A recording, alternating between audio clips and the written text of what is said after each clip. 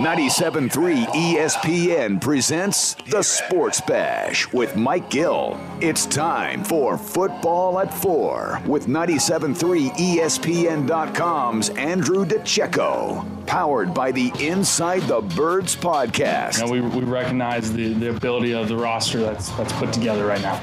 And I think we have the ability to do something really special with this group, but it's going to take a lot of hard work. Now, live from inside the Matt Black Kia Studios, it's Football at 4. Football at 4, powered by the Inside the Birds podcast. Of course, Jeff Mosher, Adam Kaplan will join the show a little bit later this week. Mosher on Wednesday and Friday, Adam Kaplan on Thursday. But Tuesday, we got Andrew DiCecco joining us again. Football at 4 being brought to you by PlaySugarHouse.com. Sign up now and then match your first deposit up to $250. Go to PlaySugarHouse.com and win real money with their sportsbook along with casino games from the comfort of your home. Must be 21 or to play. Gambling problem? Call 1-800-GAMBLER at DiCecco NFL on Twitter. And he joins us now on the Boardwalk Kind of Hotline. Andrew, how you doing this Tuesday? Josh and Hunter, I'm doing well. How are you guys doing today? Doing all right. And, you know, it's kind of one of those days where, you know, you're kind of like in that, like, you know, awkward transition from, you know, the players always about, oh, we want to talk like 24 hours to celebrate a win. You got to move on to the next team. And it kind of feels like that's where some of our own mindsets are. Before we get to the game coming up, we got to get to the news. It feels like a low shot, right? It feels like a shot to the gut because Rodney McLeod, he's out for the year. Now Jack Driscoll, he's out for the year. It is really frustrating, Andrew, because I felt this guy played incredibly well against two of the best opponents the Eagles had this year. He played very well against Washington week 1, and now he played very well against the Saints, and now he's done for the year. It just feels like a low blow. Yeah, I mean, how many more hits can this team possibly take? When you talk about a player like Jack Driscoll, I got to see him at the East Shrine Bowl in January, and he played every position on the offensive line, including center. He was lobbying to play center to prove his versatility. Played tackle with the Eagles. I think his ultimate home will be at guard and possibly center moving forward. But he can just do so much, and he continued to get better. He still needs to get stronger and add something to his frame, Josh, but what he was able to do in such a limited sample size is very impressive. He held Cam Jordan to one tackle, and he played through that severe MCL sprain. So, I mean, you have to be encouraged with what you see with him. But he was one of those guys that I was really looking forward to see play over these next 3 games. Well, it's probably going to be Matt Pryor stepping in, and there's no doubt that he's been underwhelming this year considering he played in a playoff game last season. So my question to you is, do you think that he is at least going to be able to be serviceable for the back 4 games here, or 3 games remaining at this point? Serviceable would be the operative term there. I mean, I think that because you have a quarterback who is fleet-footed and can escape pressure and get outside the pocket, like Jalen Hurts, I think that Matt Pryor can be serviceable in that role. Is he a long-term option? No, but he does have experience, and he's a lot better than anyone you would find at this stage of the season. You might see Prince Tega Wanagu, a 6th-round draft pick from this past year, who's more of a developmental player, may be called up. But, I mean, as far as your options go, yes, he does have experience. It could be a lot worse, but you got to feel for Jack Driscoll because he was really playing at a high level, and he proved his worth against the Saints. When you think about also this offensive line, this is going to be, the 3rd different combination on this line this season. It just feels like, it almost feels like with every injury and every situation, Andrew, it's almost like fate is almost turning around to this team and saying, you were never meant to have a good year, so just get over it. Like, it almost feels like every time they have something good, like they beat the Saints, big win, Jalen Hurts, and then it's like, oh, by the way, you were never supposed to win this year anyway. Well, this will actually be the 13th different offensive line combination this season. And, yeah, I suppose you could look at it that way, but you want to carry that positive momentum into the offseason, into possibly even the postseason, should the Eagles be able to win out and things fall their way. You always want to end the season on a high note and really evaluate those young guys. So, and no matter where you suffer an injury, it's always a concern. So, they're going to have to see what they have here in Matt Pryor because he's really someone that should be playing. He has a lot on the table as far as his future with the Philadelphia Eagles, and he's going to be a guy that's on the roster fringe going, in training camp, and this is going to be very telling because he's going to get a lot of chance to get some good film out there. If Jordan Mailata keeps this up, how hard is it going to be for Andre Dillard to get his job back? And if he can't get his job back, what do you do with him? Are there teams ready to rock and roll to go out and make a trade for Andre Dillard? I just feel you're watching a guy in Mailata play so damn well. If he plays like this, I don't know how you lose that job. Yeah, Jordan Mailata, barring something unforeseen, should be, and in my opinion will be, the left tackle next season. How do you go away from a guy who's just come so far, improved by leaps and bounds from where anyone could have expected him to be at this point in his career, hadn't played professional football, American football prior to 2018. I mean, you got to move forward with him. And then with Andre Dillard, you maybe give him an opportunity to play guard. Andre Dillard should not be handed a job, should not be given first-team reps because he hasn't deserved it. His play hasn't warranted that. And I think he's going to have to earn his spot on the roster, or you assess his value, and there will probably be a team out there that's, because offensive line depth is pretty porous around the NFL, there will be a team that might be interested in his services. So I think you also have to look that route as well. What does it say to you about Jordan Mailata's progress from being a guy that people were wondering, why did you waste a late-round pick on this guy? People theorized you could have gotten him as an undrafted free agent. And now he's gone from being this, who is this guy, to being, well, he's a athletic freak, to being a potentially viable left tackle for the Eagles in the future.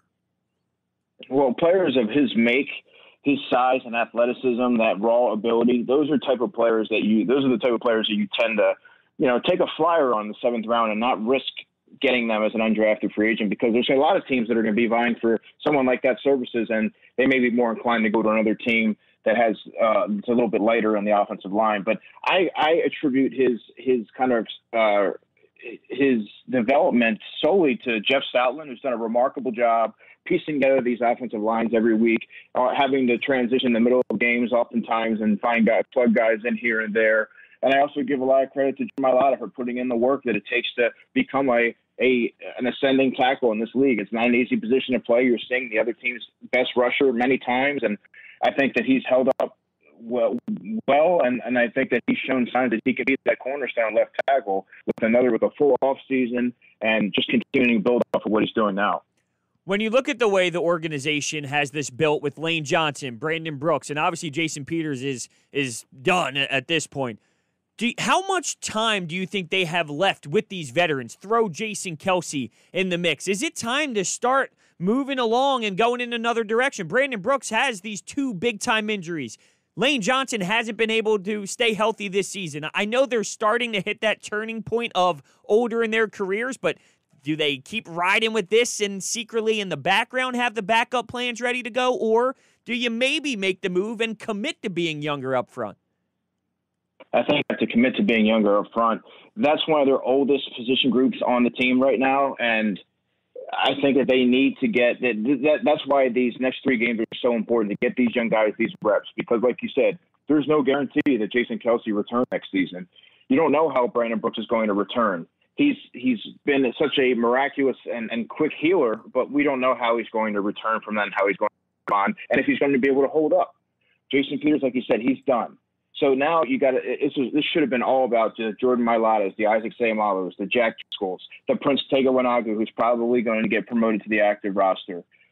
This is what you really need to assess. And then you kind of add a piece or two through the draft based on what you see that you need in these next few games. And I think that when you look at what the Eagles have, they need to get a lot younger in many areas. The offensive line is, first and foremost. And depending on what direction you go with your quarterback, especially if he's a young guy, in Jalen Hurts' case, you want to continue to build around that and have pieces around him to kind of grow with. You mentioned Jason Kelce. What do you think the next best option is for this team? Let's say he does walk away and that's it, and that's all she wrote for his career.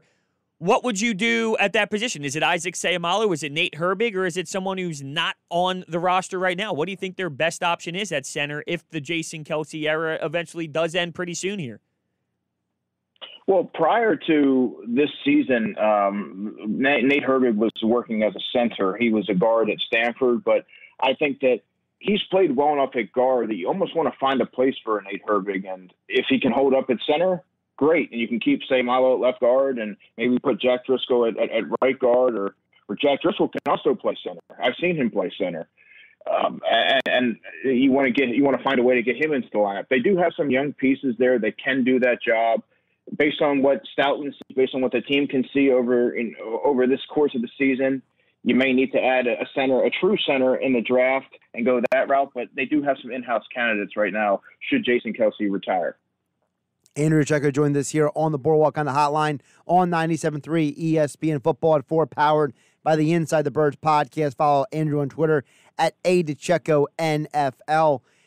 Andrew, I want to start looking a little bit ahead to the Cardinals game because now that we know Hurts is the quarterback, now we know we have the 13th iteration of the offensive line coming up. This is a very different defense the Eagles have to deal with because Budda Baker, he's a phenomenal talent in the secondary.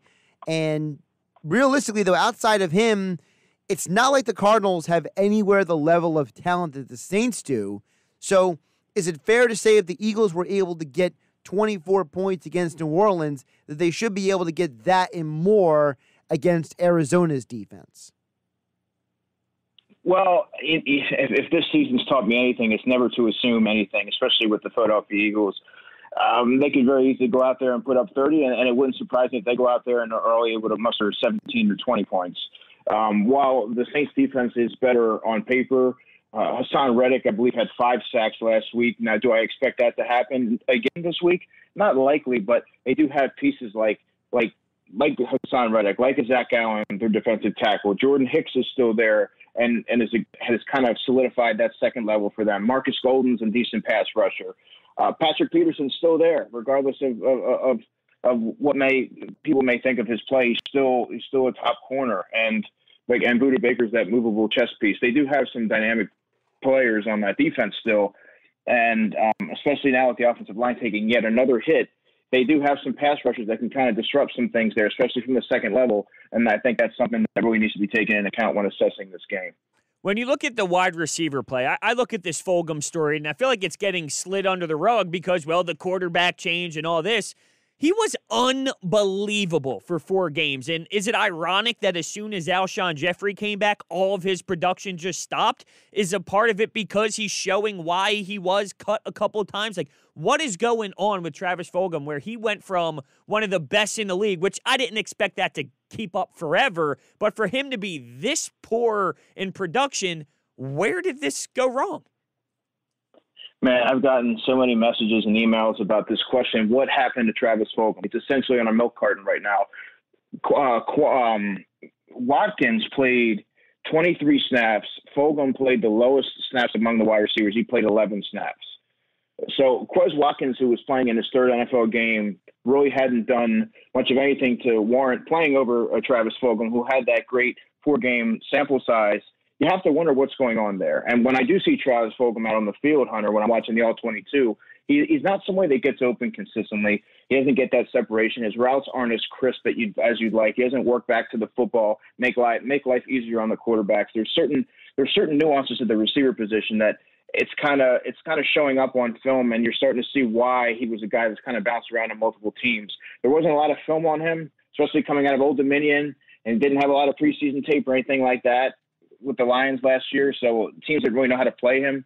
And I think what you're saying now is he's a pretty easy defendable player when you know that he has these tendencies. Now that he's had that success, now you need to see, okay, how are you going to adapt to what defenses are showing you? How can you kind of take that next step in your game to really be the player that you were for those 4 games? And right now he hasn't done that, and that's why guys are playing over him.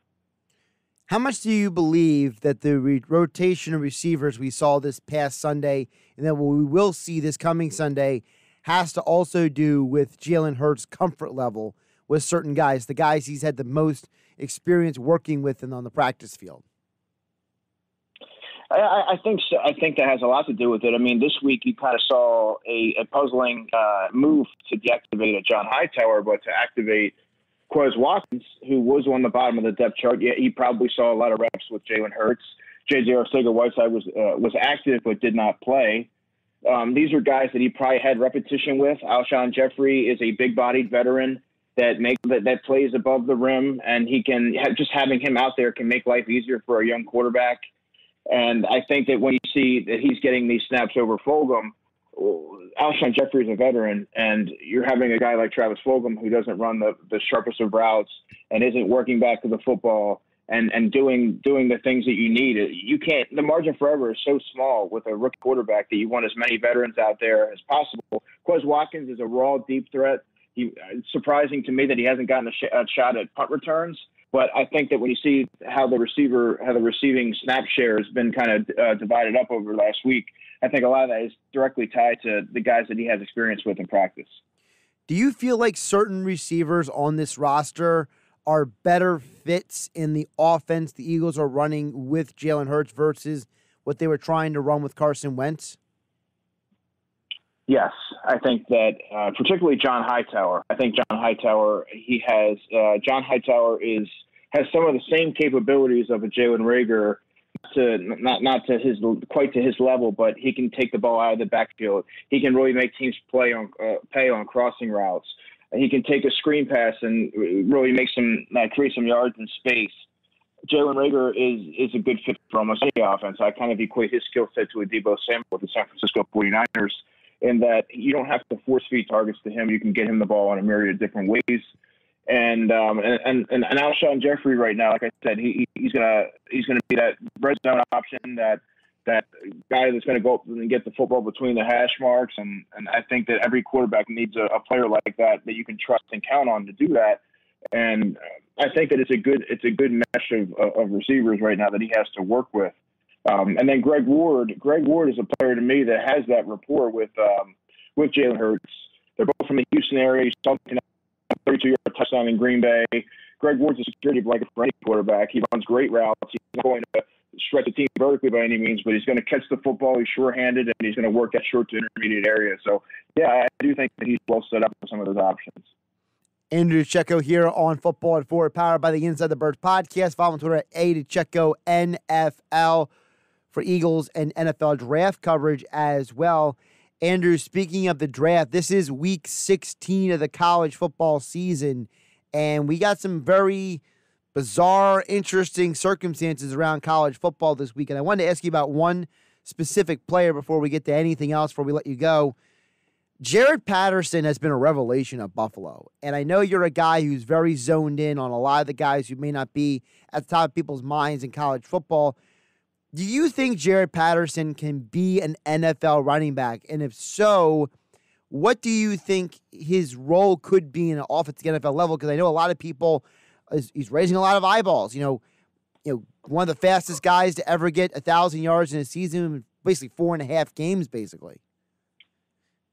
Yeah, Jared Patterson was a player that I looked at last year, Josh, as a player that I had bookmarked to keep an eye on this year to see if he could sustain that production. I mean, last season he had nearly 1,800 yards and 19 touchdowns.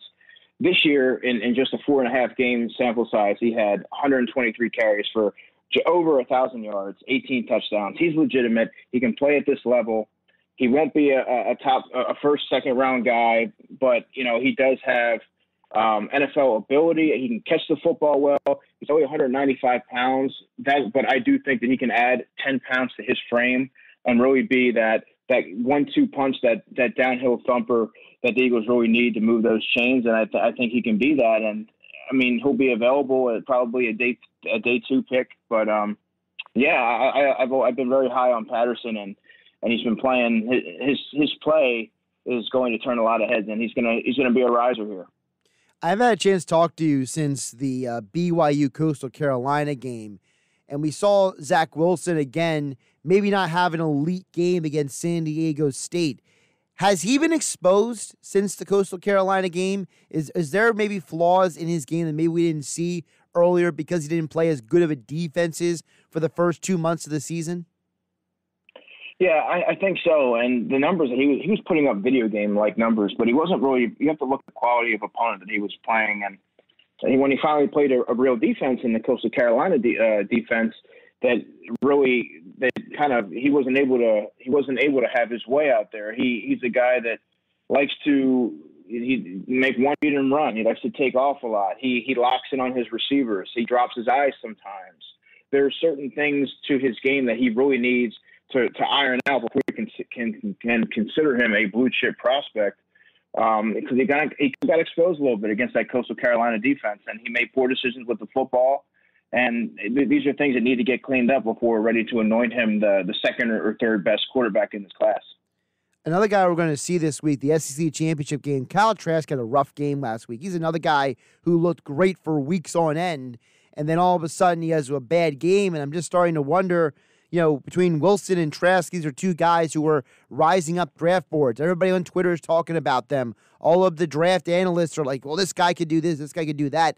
And Trask is another guy that I'm starting to wonder, is there maybe a little fool's gold there, or is he legitimately a good draft prospect?